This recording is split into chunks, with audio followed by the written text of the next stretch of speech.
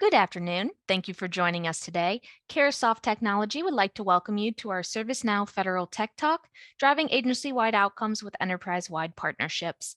Joining us today from ServiceNow, we have Sam Lakia, Senior Principal Strategist. Just to tell you a little bit about Caresoft, we are a trusted government IT solutions provider supporting public sector organizations across federal, state, and local government agencies, including education and healthcare markets. At this time, I'd like to hand the floor over to our speaker for today. Sam, the floor is all yours.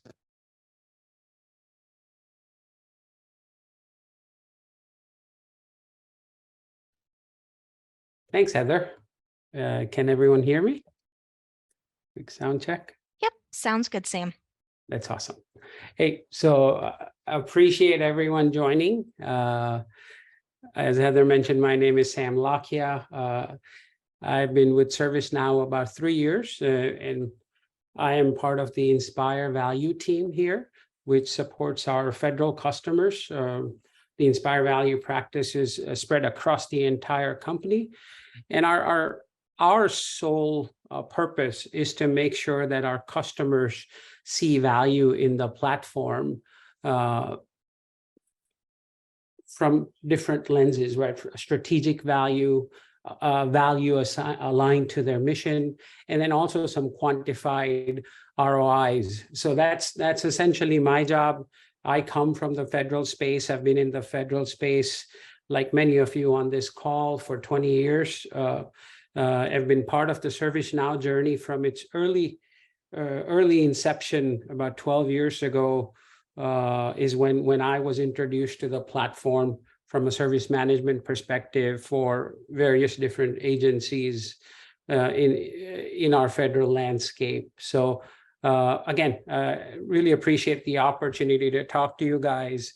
And what I wanted to do today is really just kind of talk a little bit about this movement we're seeing with enterprise agreements with our customers.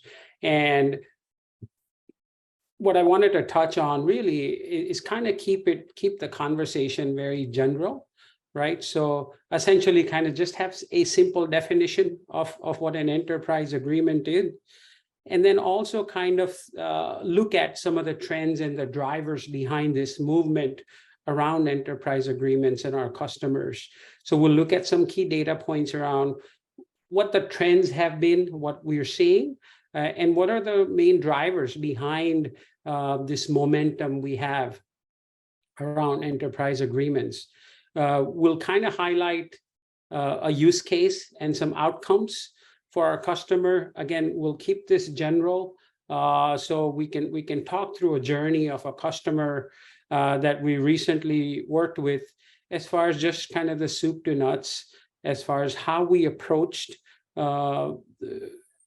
the opportunity to partner with an enterprise agreement with a big agency, and then kind of go through the whole value analysis we did to develop the business case, which kind of drove towards the outcomes that the customer was driving towards, right? And then we'll touch on some of the key takeaways, right? And then we'll leave some room for Q&A. I'd love to kind of have a conversation. What I've seen from this enterprise agreement movement is everyone is different, right? Every customer has kind of a unique problem set they're trying to solve, or some unique outcomes they're trying to get to in their own scenarios. So happy to kind of initiate the Q&A there, and like Heather mentioned, happy to take more conversations offline if we need to after this session. So we'll kind of get started here.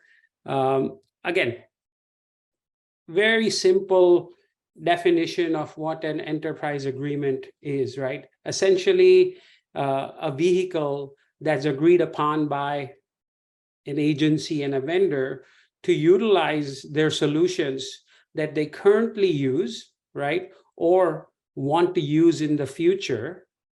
And there's essentially, it's a tailored purchase for a set amount of solution for a fixed amount of period, right? With some dollar value attached to it.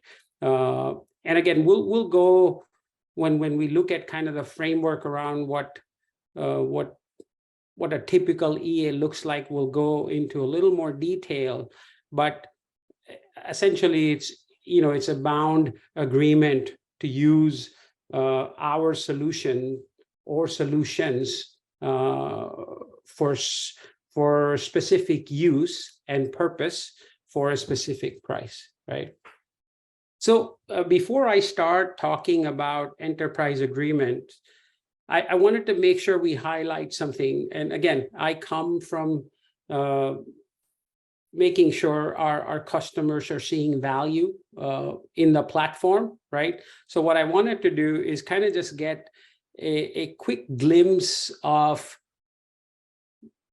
the value that our customers are seeing from the platform, right? And if you think about kind of the broad spectrum and the broader power of the platform in the different set of capabilities, outside of our foundational ITSM capabilities, our customers are also starting to see a lot of value around the HR capabilities, the asset management capabilities, the security operations capabilities, the app engine capabilities. So there's a lot of movement around our customers seeing the broader power of the platform, and it's really showing a lot of value and efficiencies back to our big enterprise customers and agencies. So they're seeing the benefits of, again, the broader power of the platform with the way our architecture is unified, right? Single architecture, single data model. They can stand up these capabilities within their existing ServiceNow instances and really gain more value from the platform by really unifying the agency from different functions, right? Outside of IT, there's so much other value that our customers are seeing. It's really driving a system of action across the agency that's helping our customers be much more unified and efficient in bringing their enterprise together and drive towards the mission in hand, right? So I wanted to make sure we touch on some of the broad spectrum of benefits that our customers are seeing before we start kind of talking about what the trends are, right? So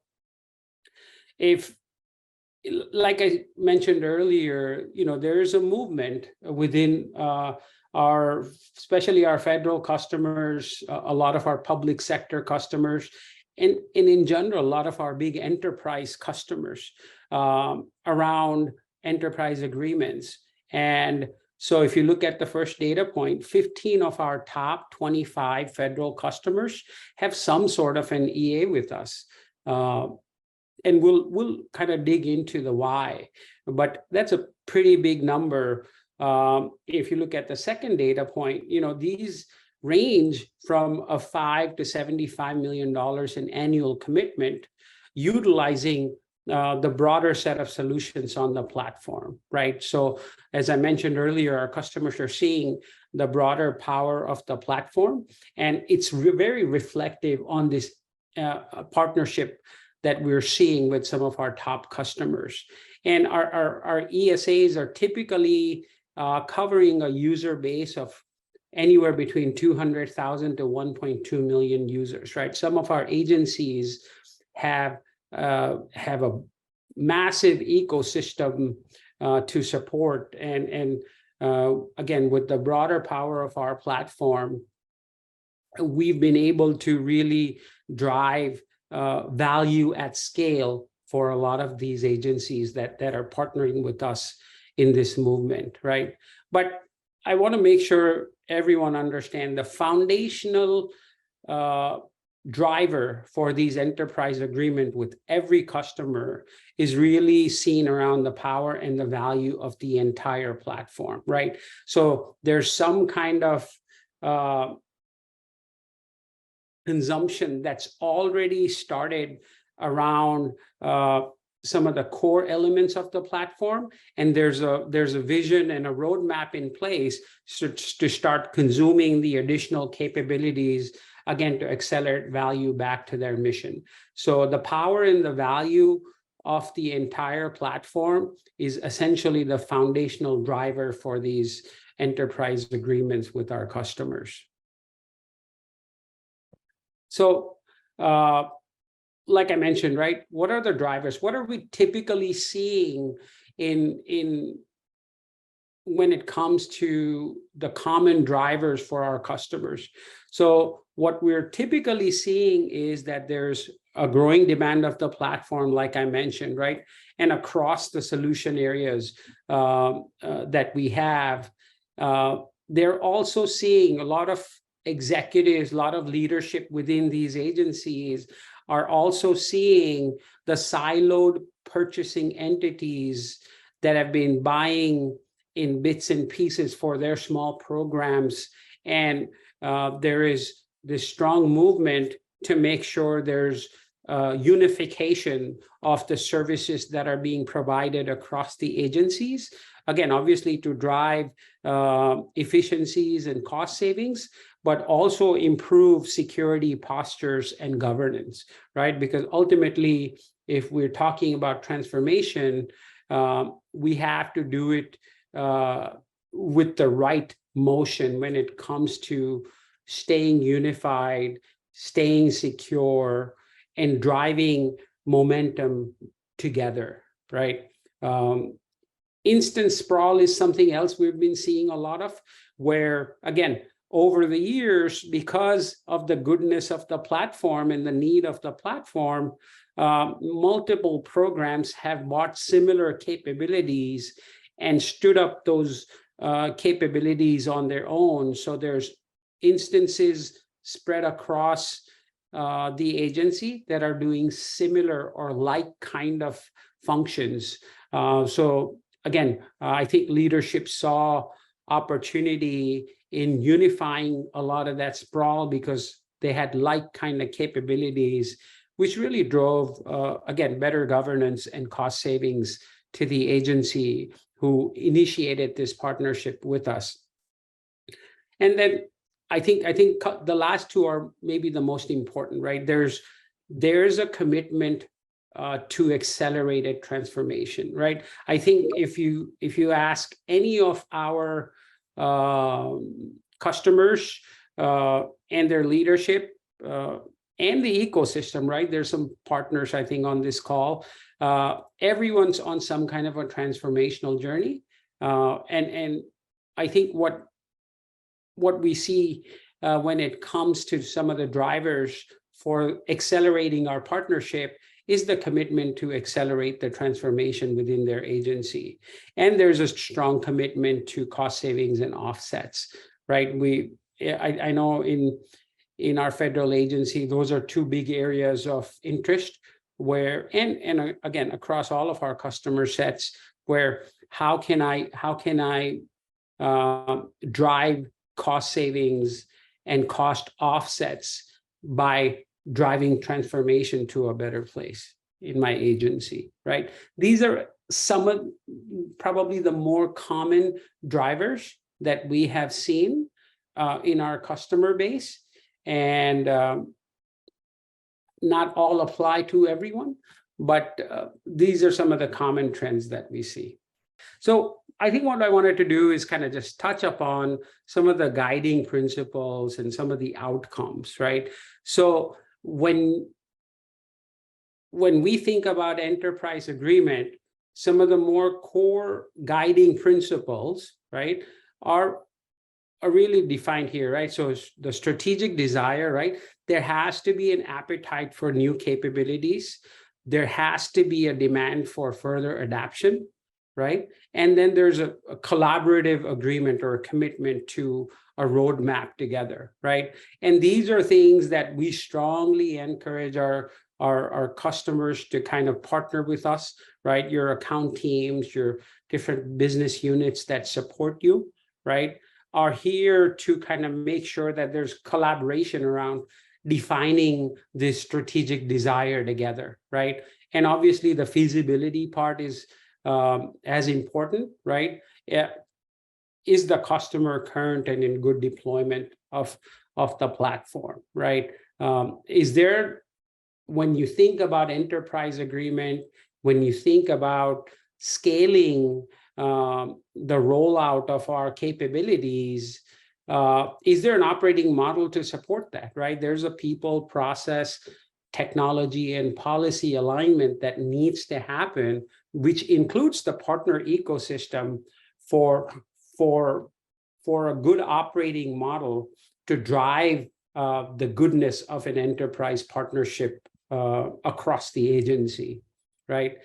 Existing adoption and product consumption rapidly growing is another key factor when it comes to understanding the feasibility of an enterprise partnership, right? We have to kind of assess that and drive that together for us to take that next step of an enterprise agreement. And I think, again, being the value guy, the alignment of value, right? This is something I think it's non-negotiable, right? Everyone on the table, including leadership, the functional owners, the programmatic owners, the partner ecosystem, there has to be a vision match around the alignment of the value that the platform can bring to the agency and their key priorities, right? And that's something, again, we work together on to make sure that all that is defined and understood to shape the journey moving forward, right? There is an agreement that ServiceNow can drive the mission outcomes, right? So as you guys take deeper dives into the solutions that we have through our business units who kind of do the demos and really understand what you guys do, what our customers do, and the kind of problem sets that you guys may be seeing, we're really focused on how does the platform drive the outcomes and solve some of those problems, right? So understanding, again, the power of the platform is only by discovery, right? Like as the functional users talk to us, understand the capabilities, and really partner with us to solve those problems for them, that's really where the agreement of mission outcomes being delivered by the platform happens, right? And then I think the other key piece here is making sure that the decision makers, the leadership, the stakeholders, we have access and buy-in from them, because most folks who are in this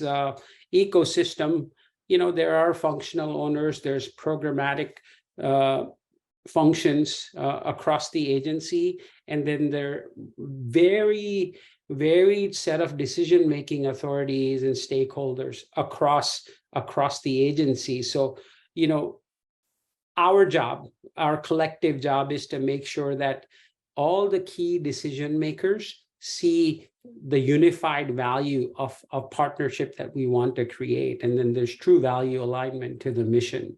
That's something that's absolutely critical for us to drive our partnership towards an enterprise agreement. I want to make sure we clear on something as far as what an enterprise agreement is not, right?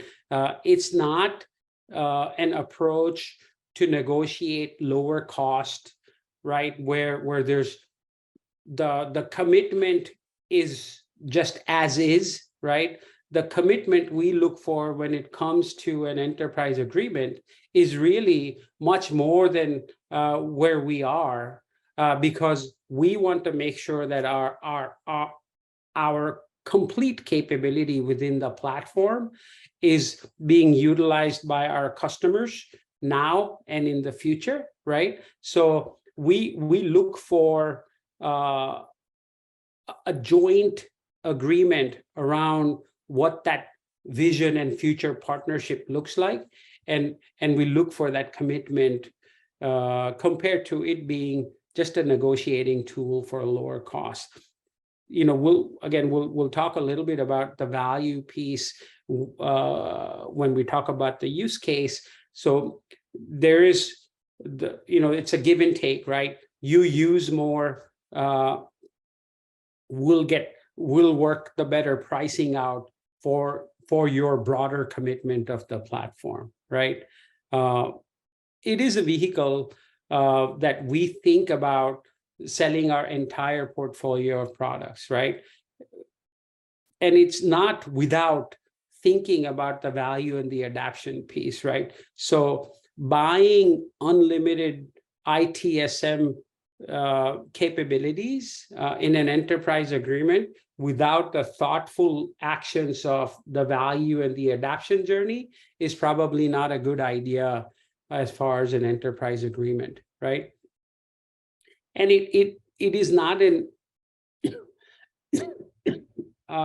a way to package or sell our industry solutions, right?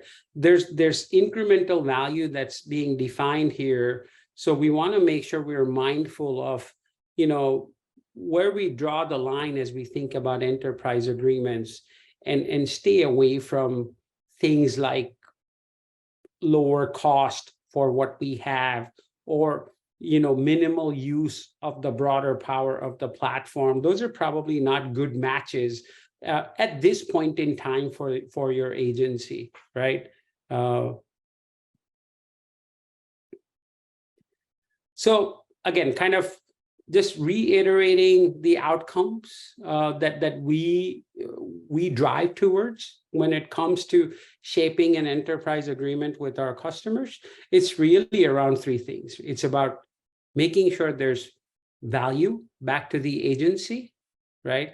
Making sure there's flexibility. So essentially understanding the supply and demand of the platform, and making sure that our agreements factor that in to make sure our customers have the flexibility of the utilization of the different components of our platform that can help them at a certain point in time with their mission and the agency as a whole, right?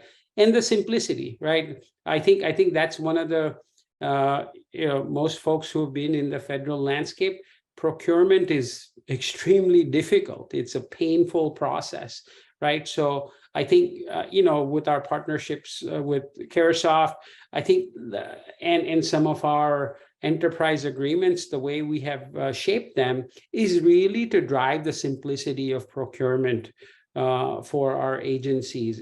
It's been, for folks who are in the acquisition community, a very streamlined process that has really driven and offset some of the fires that happen when multiple areas of the agencies are trying to buy the same things in different ways. So the simplicity has really been a highlight for our customers when it comes to the enterprise agreements that we have shaped with them.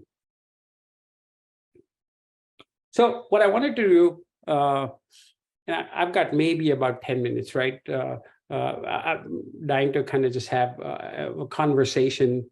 I feel like I'm the only one speaking, and I can't wait to have the Q&A session started here shortly. But what I wanted to do is kind of take a journey, and I couldn't name the customer because of where they're at in the journey. But obviously, I only support our federal business. So this is one of our larger federal customers that we started the journey of what an enterprise partnership looks like, and why does it make sense, right? The true business case around why it made sense. And then we went through this whole exercise that really started with assessing their landscape, right? So what we did essentially with this customer is really took a good look at our current partnership, right? And these are the different data points, the number of instances, the current spend, the current value that they're getting, the user coverage, capability, and total cost of ownership to our customers within the current ServiceNow ecosystem that they have in place. Then we also spoke to a lot of the leadership around what the future demand looks like, and we really align that to understanding what are their mission priorities, what are their transformational goals, right? What does the future demand and value look like to them moving forward, right? So when we combined the current partnership with the future demand, and really kind of went through this data discovery and an integrated engagement with various functions and stakeholders, we really kind of came to this inflection point that this customer was on with ServiceNow and what they wanted to do moving forward, right? And then inflection point really started shaping that, hey, if there is this future demand, if the current partnership, we clearly see some inefficiencies around instance sprawl and exceedingly high services spend because of the instance sprawl and the current governance mechanisms that were in place, we really started shaping what the art of the possible could look like. And we started jointly developing the partnership with a vision and a way forward. All of this was, again, and we'll highlight some of the data points that we went through with them to kind of shape a vision forward. And there was a decision point, and then we're kind of off to the races as far as making sure we meet their mission needs with this very powerful partnership moving forward. I think some of the highlights I want to touch on, it's a collaborative effort around transformation and alignment of mission initiatives, right? There is a strong exercise around platform performance, adoption, spend, demand. We have our impact team that's really positioned to make sure that the trust that our customers put in us by adapting to our platform is executed to the best of its ability, right? So they come in with the best practices, a wealth of knowledge around what works, what doesn't work, what's the right way of driving transformation through our platform, right? Instance sprawl definitely is a potential problem for a lot of agencies, right? And the other area that really drove the decision point was when you start looking at data around the support cost. When we talk about a software environment, there's total cost of ownership involved, right? Infrastructure, services cost, O&M, very varied cost centers that support this function or a capability. And what we saw was, if you do it in a siloed way, there's 30 to 50% higher support costs compared to more unifying some of the key service offerings that we have for our agency. So part of the data set we looked at for this customer was what the future demand looks like, right? So again, a lot of this was done in a collaborative manner, right? So we have our account teams, right, that manage and focus on certain areas of the agency, and they partner with their stakeholders and functional owners to kind of just gauge where the demand is for their use of the platform, right? So we kind of took in all those data points from the different areas of the agency, and what we saw was, again, the demand, the future demand going up up and up, right? Because there's more capabilities and more user base that our customers wanted to utilize, because again, the most important part here is they want to do more with us because they see the value in what they already have, right? So after we kind of looked at some of the demand signals and did some initial assessment, we collaborated with their leadership around the outcomes, right? Hey, what does great look like for you in our future, as we shape our future partnership, right? And I think the three elements that we heard the most from agency leaders was, we want this to be effective, right? We want this to be efficient, and we want this to be economical, right? Those were the drivers for us to kind of shape the enterprise partnership. And we really looked at multiple elements for this to work, right? The people, the process, the technology, essentially, that's our driving force, and the partners. All this was a very strong part of the ecosystem that needed to be connected to drive an effective, efficient, and economical partnership moving forward. And what they were looking to do is essentially increase the velocity, the synergy, the unification, the transparency, and the simplicity of the partnership moving forward, at the same time decreasing their cost and their silos by really tailoring the solutions that fit that specific agency at that point in time moving forward. So this is really what we got out from the customer, as far as, hey, these are the things we're looking for in a partnership moving forward. So again, this is as I mentioned, it was more generalized, right? And for this customer, we started shaping what a enterprise agreement potentially could look like, right? Based on the data points that they had around their current usage, their short, medium, and long-term demands, right? We wanted to make sure that we optimize the agreement to drive the strongest set of values for this specific customer, right? And so the solution areas that they had high need, right? So more user coverage, more global consumption across the agency. We put those within the ESA because us and the customers, we jointly agreed that these are the ones that we need the most of, right? So it just made sense to include them in the ESA. But there were other solutions, what we call below the line.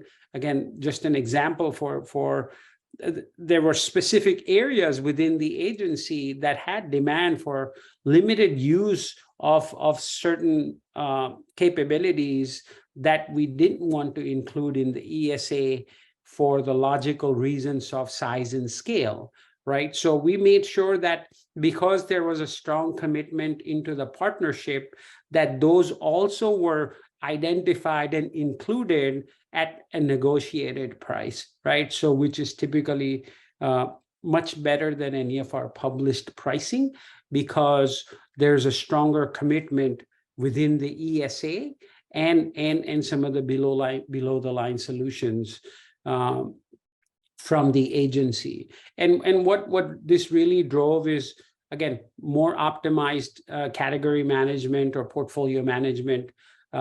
We had well-defined cost offsets and savings. This really empowered the agency to have one unified system of action, right?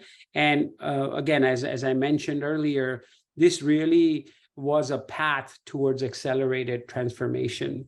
I won't kind of read off all the benefits, but essentially portfolio management, asset management, our service management capabilities really drove the heart of this agreement because of again, as we drive transformation for a customer, it's really fueled by the innovation of the platform, right? So the platform keeps getting better to make sure that our customers have the best-in-class experience with the capabilities that we have. Productivity, legacy system spend is also a big area, right? When we look at these partnerships and when we're looking at the data points, we really look at their current ecosystem and where the kind of spend that they have.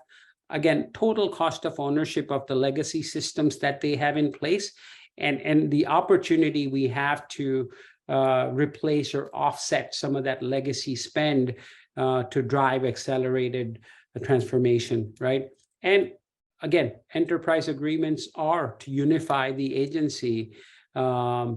Simplified acquisition is something we talked about, right? It's been, again, within the acquisition community, it's been very well received because it has simplified the process of kind of collapsing multiple acquisition efforts within one agency for similar kind of capabilities. So that's been a very big benefit and a lot of value. We did a lot of cost analysis with our customers, where if they had, 30 contracting officers buying and managing ServiceNow solutions across the agencies in a siloed manner, when you start unifying them, there's a lot of resource efficiencies that come into play by simplifying this acquisition through a better defined partnership. Again, cloud capabilities and cloud management is another benefit that our customers see. So again, this is a notional framework that we start jointly building with our customers of what a good partnership looks like. Again, coming from the value lens, we start taking data, right? And we start understanding how do we define value for our customers, right? So with this specific customer, what we did was we kind of started chalking out the data journey, right? Like, so our partnership started in 2020, and in the last 3 years, what we saw, and again, this is just data in motion here, right? That paints the picture for us, but basically 100% year-over-year growth, right? And with some new demand that is imminent for this customer, there was even an accelerated need for our capabilities because they were taking down some massive legacy systems and needed, a user coverage of 800,000 users in this next next year or so. These were imminent demands that needed to happen, right? Where our platform was committed to as the platform of choice to replace the legacy systems and the capabilities of the past. So we knew that even after 100% year-over-year growth, the demand is only spiking further. And when we say we, it's a joint discussion with our customers because they validated the same demands that we saw, right? So then it's a data exercise of, price points as is, right? And the capabilities as is, and what the spend looks like in the next 2-3 years based on the growing demand. Then we started kind of talking about the options as far as what an enterprise agreement looks like, right? Again, these are kind of siloed licensed mechanisms, right? With limited users for limited programs. So we started articulating in partnership with this customer to say, what if for certain capabilities, we create a special, for this one, we called it kind of a super SKU that has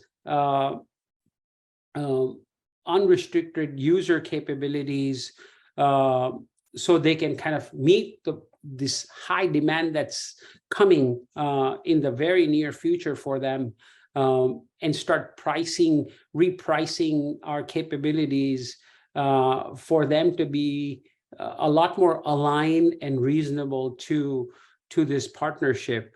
And this is where what we asked of them is an all-in commitment to the platform, right? We worked out the solution areas, the subscription models that made a lot of sense for them, and in return we wanted to make sure that there's an all-in commitment now and the future to the platform, which essentially required them to kind of consolidate some of their existing contracts, and because of this higher demand, there were some revenue adjustments, right? So they had to increase the budget for our platform across the agency, and at the same time almost doubled the capacity of subscriptions for key areas. And so that was kind of the conversation that we had, which was data driven, and what we basically worked on was what does again the value look like by doing this, and so you could see like there's massive agency savings that this partnership brought back to the agency.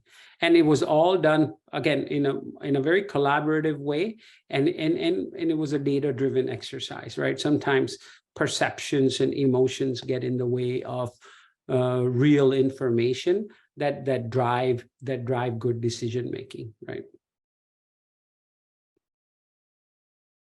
And again, we do a lot of the value analysis, right? So what does a typical run rate look like versus what a run rate looks like with an enterprise partnership?